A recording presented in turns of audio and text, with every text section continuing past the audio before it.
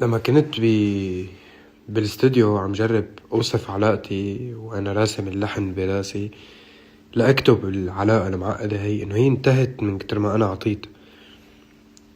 ف هيك ما بعرف شو خطر عبالي صورة الوردة يلي منسقيها، فمن كتر ما نحنا منسقيها بتقوم بتموت، إذا بتسقي الوردة كتير بيموت.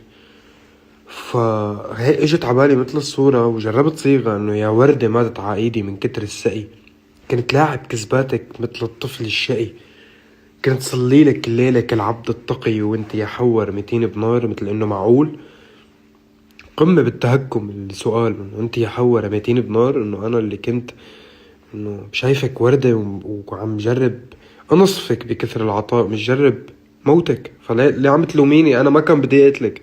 فاللي هو بعلاقة ماتوا الطرفين، بس انت مش عارف انه انت قتلت الطرفين بالعلاقة قد ما عطيت فيها.